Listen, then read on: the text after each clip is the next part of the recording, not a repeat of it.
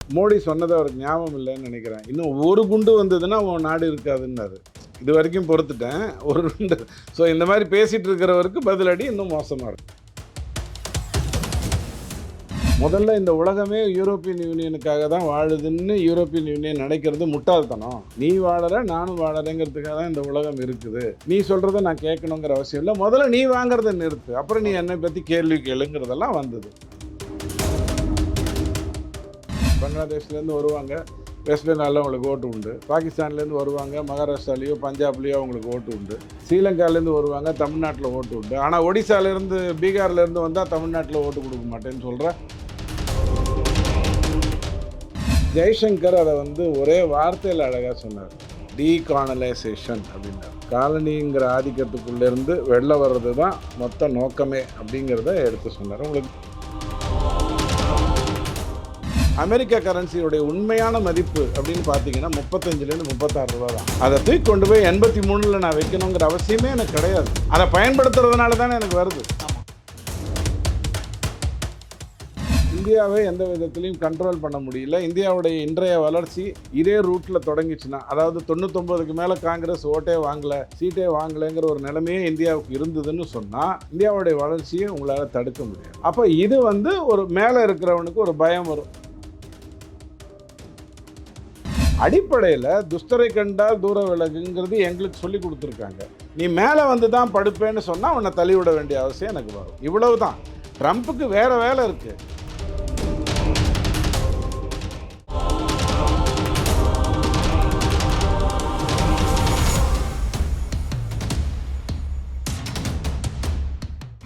Yellow bench நேயர்களுக்கு வணக்கம். இன்னைக்கு நம்ம கூட துக்ளக் வாசகர் டிடிஎஸ் ரவி சார் இருக்காரு. அவர்கிட்ட கேட்க நிறைய கொஸ்டின்ஸ் இருக்கு, வாங்க கேட்போம். வணக்கம் சார். வணக்கம் சார். ட்ரம்ப் இந்தியா தன்னுடைய சொல் பேச்சு கேட்கல அப்படின்னு சொல்லிட்டு ட்ரேடை டேரிஃபை ஒரு வெப்பனை யூஸ் பண்ணிட்டு இருக்காரோ? இல்லை, அமெரிக்காவுடைய வழக்கமே அதுதான். ட்ரம்ப்னு இல்லை, நீங்கள் நிக்சன் காலத்திலேருந்து அதுக்கு முன்னாடி காலத்திலேருந்து அமெரிக்காவுக்குன்னு ஒரு ஏகாபித்திய அந்த சிந்தனை உண்டு.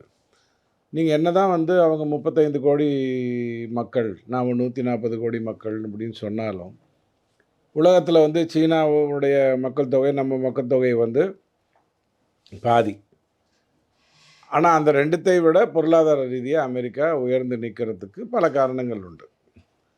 பிரிட்டிஷ் வேறு விதமாக அதை முயற்சி செய்தது. ஆனால் அமெரிக்கா என்ன பண்ண ஆரம்பிச்சதுன்னா, ஒரு கட்டத்தில் இருந்து சீரியஸான பொருட்களெல்லாம் நான் தயாரிக்கிறேன், நான் விற்பேன், வேறாஸ் மற்ற விஷயங்களெல்லாம் நான் வாங்கிக்கிறேன், நீங்களாம் தயார் பண்ணி கொடுங்க அப்படிங்கிற மாதிரி இப்போ நீங்கள் இந்த ஸ்விக்கி ஆர்டர் பண்ணி சாப்பாடு வாங்கிக்கிற மாதிரி, சாப்பாடு பண்ணுறதெல்லாம் என் வேலை இல்லை, அது காசு கொடுத்து வாங்கிப்பேன், என் தொழில் இதுதான் அப்படிங்கிற மாதிரியான ஒரு அணுகுமுறை முதல்ல இருந்தே அதுக்கு உண்டு.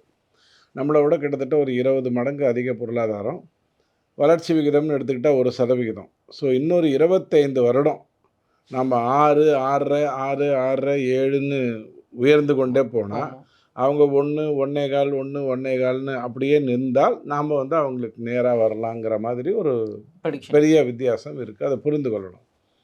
அதுக்காக அவங்க அந்த பிக் பாஸ் அப்படிங்கிற அந்த மேட்டருக்குள்ளே வருவாங்களான்னு கேட்டால், இப்போ காங்கிரஸ் ஆட்சி செய்யலைங்கிறத ட்ரம்புக்கு சொல்லணும். முதல்ல காங்கிரஸ் இல்லைங்கண்ணா, இப்போ அவங்களாம் அனுப்பிச்சி விட்டாங்க, நீங்கள் கதை கேட்குறதுக்கெல்லாம் பயப்படுறதுக்கெல்லாம் ஆள் இல்லை, நிக்சனுக்கு லெட்டரை எழுதின மாதிரி, இந்திரா காந்தி அம்மா எழுதின மாதிரி எல்லாம் இப்போ எழுதுறதுக்கு யாரும் இல்லை, பொறுப்பாக பேசுனீங்கன்னா பேசுவோம். ஜெய்சங்கர் அதை ஒரே வார்த்தையில் அழகாக சொன்னார். டீகாலனைசேஷன் அப்படின்னார். காலனிங்கிற ஆதிக்கத்துக்குள்ளேருந்து வெளில வர்றது தான் மொத்த நோக்கமே அப்படிங்கிறத எடுத்து சொன்னார். உங்களுக்கு ஞாபகம் இருக்கும், சட்டத்தை கூட நம்ம ஐபிசியை மாற்றி நம்ம சட்டத்தை ஏற்றியதுங்கிறது கூட இந்த காலனி சட்டங்களை எல்லாம் நீக்கிவிட்டு ஜனநாயக ரீதியாக என்ன கொண்டு வரணுமோ அதை கொண்டு வரணுங்கிறதுக்காக. பொதுவாக உங்களுக்கு வேறு விதத்தில் உதாரணம் சொல்கிறேன். இப்போ அமெரிக்காவில் ஒரு பழக்கம் உண்டு. இப்போ இந்தியாவிலன்னா ஒரு பெரிய ஒலிம்பிக் வீரர் அப்படின்னு ஒருத்தர் வரணும்னா, அவர் இந்தியாவில் பிறந்திருப்பார், கஷ்டப்பட்டு அங்கே இங்கே கொஞ்சம் ரெடி பண்ணி உழைச்சி மேலே ஒரு விளையாட்டு வீரராக ஒரு ஒலிம்பிக்கில் தங்கம் வெல்வார். அவருக்கு உடனே நாம் 4 கோடி 5 கோடி 10 கோடின்னு கொடுப்போம். நிறைய பேர் சொத்தெல்லாம் எழுதி வைப்பாங்க. அதுக்கப்புறம் அவர் விளையாடுறதை நிறுத்திட்டு நிம்மதியாக அந்த பணத்தை வச்சுக்கிட்டு பொழுது ஓட்டுவார். அதாவது ஒருத்தர் தானே உயர்ந்து வருவார், அவருக்கான அங்கீகாரம் கிடைக்கும், கிடைத்த உடனே அவரை சோம்பேறியாக்குற வேலையை நம்ம ஆளுங்க பொதுவாக பண்ணுவாங்க. அதையும் மீறி இன்றைக்கும் ஒரு கபில் தேவ் இருக்கார், சிந்து இருக்காங்கங்கிறதெல்லாம் வேறு விஷயம், மேரி கோம் இருக்காங்கங்கிறதெல்லாம் வேறு விஷயம். ஆனால் அமெரிக்கா அப்படி கிடையாது. அமெரிக்கா என்ன பண்ணும்னா, எந்தெந்த நாட்டிலலாம் வீரன் இருக்கானோ, அவன தூக்கிட்டு வந்து தன் குடியுரிமை குடுத்துரும். நான் ஓகே. சொல்றது புரியுதுங்களா? புரியுது. அமெரிக்க குடியுரிமைங்கிறத குடுத்து, அமெரிக்கா வந்து பெரிய மெடல்ல பார்த்தீங்கன்னா மேல இருக்கும். அந்த மெடல் வாங்கினவன் மேல இருக்கிறவன்லாம் யாரு? எந்த எந்த நாட்டை சார்ந்தவன்னு பார்த்தீங்கன்னா, அவனோட பூர்வீகம். 90% அவன் பூர்வீகம் வேற நாடா இருக்கும். அமெரிக்கால பிறந்து வந்தவனா இருக்க மாட்டான். இது வந்து ஒரு சாதுரியம். அவ்வளவுதான். நாம பண்றது தப்பு. ரூ. 5,00,00,000 முதலமைச்சர் குடுத்தார். உடனே உதவி முதலமைச்சர் நான் மட்டும் குடுக்க மாட்டேனா, நான் ஒரு 6,00,00,000 குடுக்குறேன். அவரு பணம் தேவைக்கு அதிகமா ஒருத்தருக்கு பணம் குடுத்தீங்கன்னா, யாராக இருந்தாலும் அவர் சோம்பேறியா தானே ஆவார். அந்த மாரியான விஷயம். ஸோ வர்த்தகத்தில கூட அமெரிக்கா அதை கரெக்ட்டா ஹேண்டில் பண்ணுச்சு. ஆர்ம்ஸ் ரெடி பண்றது, அம்யூனிஷன்ஸ் ரெடி பண்றது, பெரிய ஜெட்ஸ ரெடி பண்றது. அதை வாங்குவதற்காக நீங்க வரும்பொழுது, உன் ஏரியால அந்த இவரு நம்ம விவேக் சொல்ற மாரி, இந்த கோட்டை என்னோடது, அந்த அந்த கோட்டை ஒரு உன்னோடதுங்கிற மாரி அது வந்து ஒரு வர்த்தகம் பண்ணி முடிச்சு விட்டுரும். இது அமெரிக்காவுடைய பொதுவான ஒரு அணுகுமுறை. ஆனால் இந்த இடத்துல இப்ப வந்த தவறு என்ன அப்டின்னா, ட்ரம்ப்புக்கும் மோடிக்கும் ஒரு நட்பு இருந்தது. மோடி வந்து ட்ரம்ப்புக்காக பிரச்சாரம் செய்தாருங்கிற குற்றச்சாட்டெல்லாம் இருந்தது. அது எல்லாமே உண்மைதான். ஆனா, அவர் பதவிக்கு வந்ததுக்கப்புறம் அமெரிக்கா பார்த்தது என்னன்னா, பெரிய டெஃபிசிட்ல நம்ம போயிட்டுருக்கோங்கிறத உணர்றாங்க. இந்த ரூட்ல நம்ம போனோம்னா, அமெரிக்கா வந்து மிகவும் கஷ்டப்படும்னு கஷ்டப்படும். சொல்லியிருக்காங்க. நான் என்னுடைய சில விவாதங்கள்ல கூட சொல்லியிருக்கேன். 4வது இடத்துல இருக்கக்கூடிய நாம்போ 3வது இடத்துக்கு போயிரலாம். ரொம்ப ஈஸி ஈஸி. பொருளாதாரத்தில. 2யும் 1யும் பீட் பண்ணணும்னா, சீனாவையும், அமெரிக்கா. அமெரிக்காவையும் பீட் பண்ணணும்னு சொன்னா, நமக்கு ரொம்ப காலங்கள் ஆகும். முகலாய அ அரசர்கள் மாரி சுகவாசிகளாக அமெரிக்கா இருந்து அழியணும். பிரிட்டிஷ் ஆதிக்கம் மாதிரி சீனா வந்து ரொம்ப ஏகாதிபத்தியம் செய்து அழியணும். அப்பதான் நம்ம மேல போ முடியும். ஏன்னா, அவங்க பொருளாதாரம் எங்கேயோ இருக்கு. இன்னும் பலமுறை சொல்லியிருக்கேன். இந்த சுகவாசத்துக்குள்ள அமெரிக்கா போய் மாட்டிக்கிச்சு. அவர் வந்த உடனே முதல்ல அந்த இவங்களெல்லாம் நீக்கிறது, அப்படிங்கிற குடியுரிமை இல்லாம இருக்கிறவங்க, வெளியில இருந்து வந்தவங்க, நம்ம தான் அதெல்லாம் நீக்கிறதே கிடையாது. பங்களாதேஷ்லேருந்து வருவாங்க, வெஸ்ட் பெங்கால்ல அவங்களுக்கு ஓட்டு உண்டு. பாகிஸ்தான்லேருந்து வருவாங்க, மகாராஷ்டிராலயோ, பஞ்சாப்லயோ அவங்களுக்கு ஓட்டு உண்டு. ஸ்ரீலங்காலேருந்து வருவாங்க, தமிழ்நாட்டில ஓட்டு உண்டு. ஆனா ஒடிசாலேருந்து, பீகார்லேருந்து வந்தா தமிழ்நாட்டில ஓட்டு குடுக்க மாட்டேன்னு சொல்ற அற்புத ஞானிகள், சமூக சித்தாந்த சீர்திருத்தவாதிகள்லாம் இருக்கிற ஒரு நாடு இல்லையா? ஓகே. இந்த அதாவது நாடு பெரிய நாடு. பட் இந்த மாரி இந்த மாரி ஆட்களும் ஆட்கள். இருக்காங்க. அப்போ வந்து அவ வந்து அது அது போக்கி நான் போறோம்னு நெனச்சாரு. பட் உண்மை அது இல்ல. உடனே டாரிஃப்ஸ்ங்கிற ஒரு விஷயத்துக்குள்ள வந்தாரு. 10% டாரிஃப் இருந்த சீனாவோட 145%ன்னு சொன்னாரு. அப்புறம் ஒரு பேச்சுவார்த்தையில திருப்பி அத நார்மலா கொண்டு வந்துட்டார். இப்ப அவரு வைப்பதாக சொல்லப்படுற எந்த குற்றச்சாட்டுக்கும் இந்தியா பணியணுங்கிற அவசியம் இல்ல. ரஷ்யால இருந்து வந்து ருசியாவ பொறுத்தவரைக்கும் ஒரு 11% வர்த்தகத்தை அதுதான் செய்யுது கேஸ் விஷயத்துல. அதுகிட்டேருந்து நீங்க வாங்க மாட்டேன்னு முடிவு பண்றீங்கன்னா, உக்ரைன் போர் தொடங்குவதற்கு பின்புலமா இருந்தது அமெரிக்கா தான். நேட்டோல வந்து உக்ரைன் இருக்கணும் அப்படிங்கிறதுக்காக தான் அது பண்ணினது. அதுக்கப்புறம் போய் ரஷ்யா சண்டை போடுது, உக்ரைனோட போராடுது. அதனால நான் ரஷ்யாவ நிறுத்துவேன்னு சொன்னா, இது முட்டாள்தனம். உனக்கு நேட்டோ இருக்கு, அவனுக்கு பிரிக்ஸ் இருக்கு, இன்னொருத்தனுக்கு G7 இருக்கு, எல்லாருக்கும் G20 இருக்கு. இப்படி உலகம் பலவிதமா இயங்கிக் கொண்டிருக்கு. ட்ரம்புக்கு அது அந்த ஏகாதிபத்திய சிந்தனையிலிருந்து அது புரியல. வேற ஒண்ணும் இல்ல. அதான் சார், இப்ப இந்தியாவ வந்து ஒரு டிசிஷன் எடுக்குறாங்க. நாங்க ரஷ்யா கிட்ட எவ்வளோ ஆயில் வாங்கணும், என்ன எக்ஸ்போர்ட் பண்ணணும், எவ்வளோ இம்போர்ட் பண்ணணும், நாங்க தான் முடிவு பண்ணுவோம். ஸோ இப்ப அந்த இல்ல. அந்த டிசிஷன் நம்ம எடுக்கும்போது அவருக்கு என்ன பிரச்சனைன்னு கேட்கிறேன். இப்ப இல்ல. ஆக்சுவலா 12, 13 மாசத்துக்கு முன்னாடியே ஜெய்சங்கர் வந்து இத பத்தி பலமுறை சொல்லியிருக்காரு. யூரோப்பியன் யூனியன் வந்து எனக்கு நான் என்ன பண்ணணும்னு சொல்லக்கூடாது. முதல்ல இந்த உலகமே யூரோப்பியன் யூனியனுக்காக தான் வாழுதுன்னு யூரோப்பியன் யூனியன் நினைக்கிறது முட்டாள்தனம். நீ வாழற, நானும் வாழறேங்கிறதுக்காக தான் இந்த உலகம் இருக்குது. நீ சொல்றத நான் கேட்கணுங்கிற அவசியம் இல்ல. முதல்ல நீ வாங்குறத நிறுத்து. அப்புறம் நீ ஓகே. என்னை பத்தி கேள்வி கேளுங்கிறதெல்லாம் வந்தது. ருசியாவ பொறுத்தவரைக்கும் இந்த விவாதத்தினால தான் இது பண்ணாருன்னு சொல்றதெல்லாம் தப்பு. ஆக்சுவலா அவருக்கு என்னன்னா, இந்தியாவை எந்த விதத்திலயும் கண்ட்ரோல் பண்ண முடியல. இந்தியாவுடைய இன்றைய வளர்ச்சி இதே ரூட்ல தொடங்கிச்சுன்னா, அதாவது 99க்கு மேல காங்கிரஸ் ஓட்டே வாங்கல, சீட்டே வாங்கலங்கிற ஒரு நிலைமையே இந்தியாவுக்கு இருந்ததுன்னு சொன்னா, இந்தியாவுடைய வளர்ச்சிய உங்களால தடுக்க முடியாது. அப்ப இது வந்து ஒரு மேல இருக்கிறவனுக்கு ஒரு பயம் வரும். உதாரணத்துக்காக சொல்றேன். ரஜினிகாந்த் அப்படி நெனச்சிருக்கிறதுக்கு வாய்ப்பில்ல. விஜயகாந்த் வந்த உடனே தனக்கான அ படங்கள் அப்போனன்ட்ஸ். போகும்னு ரஜினி நெனைச்சிருந்து, சரவணன் வந்த உடனே விஜயகாந்த் வந்து அதே மாரி நெனைச்சிருந்தா எப்படி இருக்குமோ, அந்த மாதிரி யோசிக்கக்கூடிய மட்டத்துக்குள்ள ட்ரம்ப் வந்துட்டாருங்கிறது வேதனையான ஒரு விஷயம். இந்த கதைக்கெல்லாம் இந்தியா வந்து எந்த விதத்திலயும் இது பண்ண போறதில்ல. ரொம்ப அழகா மோடி ஐயா சொன்னாரு. எனக்கு அதில என்ன ரிஸ்க் இருந்தாலும், நான் வந்து என்னுடைய விவசாயிகள விட்டுக் குடுக்க மாட்டேன்னு சொன்னதுக்கு காரணம், சோயாவும், பாசுமதியும் அமெரிக்கா வந்து இங்கே கொண்டு வரேன்னு சொல்லுது. நாம் இங்கேருந்து அதை வந்து பெரிய அளவில் ஏற்றுமதி பண்ணிகிட்ருக்கோம். இன்றைக்கி நம்ம அமெரிக்காவில் பண்ண முடியாது அப்படிங்கிற ஒரு சூழ்நிலை வந்ததுன்னா, கிட்டத்தட்ட 19 நாடுகளோட நம்ம எஃப்டிஏ போட்டிருக்கோம். ஓகே. ஃப்ரீ ட்ரேட் அக்ரிமெண்ட் போட்டிருக்கோம். அதில கொண்டு போகலாம். அல்லது இங்கேயே அதுக்கான சலுகை விலைய குடுத்து, இங்க இங்க அந்த அந்த லாபத்த இங்க சலுகை விலையில கிடைக்கிற மாரி பண்ணி காப்பாத்தலாம். இதெல்லாம் நம்ம பண்ணலாம். அவர் ரிஸ்க்ன்னு சொல்றது என்ன அப்டின்னா, அமெரிக்கா எவ்வளோ மோசமான ஒரு நாடு அப்டின்னு பார்த்தீங்கன்னா, இப்ப பங்களாதேஷ வந்து கைப்பற்றணும்னு முடிவு பண்ணுது. பங்களாதேஷ்ல கைப்பற்றணும்னு கூட முடிவு பண்ணல. பங்களாதேஷ்ல அமெரிக்காவுக்கு ஒரு தளம் வேணும்னு சொல்லுது. அத வந்து இவங்க ஒத்துக்கிடல. ஒத்துக்கிடலன்ன உடனே அதை ஒரு புரட்சியா மாத்தி, அந்த அம்மாவ வெளிநாடு ஓட வச்சு, அந்த மாதிரியான வேலையெல்லாம் செய்கின்ற செய்யுங்க. ஒரு நாடு. சோரஸ் மாதிரி அற்புதமான ராகுல் காந்திட்ட கேட்டா தேசியவாதி, மு நல்ல மனிதன் அப்படிலாம் சொல்லுவாரு. அந்த மாதிரி ஒரு ஆட்கள்லாம் இருக்கக்கூடிய ஒரு நாடு. அதனால தான் அவர் அந்த பர்சனல் ரிஸ்க்குங்கிற வார்த்தைய பயன்படுத்தியிருக்காரு. நாம வந்து கவலைப்பட போறது நம்மளுடைய 91 பில்லியன் வர்த்தகம் இருக்கு இல்லையா? அது ஆமா. அமெரிக்காவுடைய பொருளாதாரத்துக்கு ஒண்ணுமே இல்ல. ஜுஜுபி மேட்டர் அது. ஆமா. பச்சையா சொல்றதா இருந்தா, அமெரிக்க பொருளாதாரத்துக்கு நாம பண்ற ஏற்றுமதி. ஏற்றுமதிங்கிறது ஒரு பெரிய விஷயம் இல்ல. ஆனா ட்ரேட் டெஃபிசிட் எல்லாம் குறைக்கணும்னு அவர் முடிவு பண்றாரு. இந்தியாவோட ட்ரேட் டெஃபிசிட் வந்து அதாவது வர்த்தகத்துல வர்த்தகம். நான் ஏற்றுமதி பண்ணுவதும், இறக்குமதி பண்ணுவதற்குமான வித்தியாசம் இருக்கு இல்லையா? அது அமெரிக்காவுக்கு எதிரா இருக்குங்கிறத முடிவு பண்றாரு. இது ஒரு பெரிய விவாதமா வராதுன்னு நான் நினைக்கிறேன். கொஞ்சம் நாள்ல சால்வ் ஆயிடும். சரி, இப்போ இந்தியாவ எடுத்துக்கிட்டா, இந்தியா வந்து வளர்ந்து வரும் எக்கனாமி. இங்க வந்து நெறைய கம்பெனிஸ் வந்து எக்ஸ்போர்ட் பண்ணிட்டு இருக்காங்க. ஸோ இந்தியாவோட எக்ஸ்போர்ட் குவாலிட்டி வந்து இம்ப்ரூவ் ஆயிட்டே இருக்கு. அங்க வந்து அமெரிக்கன் மார்க்கெட்ஸ ஃப்ளட் பண்றது அப்படின்ற ஒரு பயத்துல தான் இதெல்லாம் பண்றாரோ? இல்ல, இல்ல. அமெரிக்காவுக்கு உதவுறதுக்கு நம்ம நாட்டிலேயே நெறைய தேசியவாதிகள்லாம் இருக்காங்க.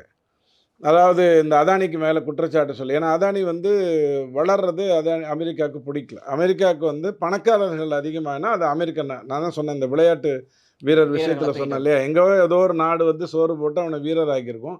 இது கடத்திக்கிட்டு வருங்கிற மாதிரியான ஒரு விஷயம் சொன்னேன் இல்லையா?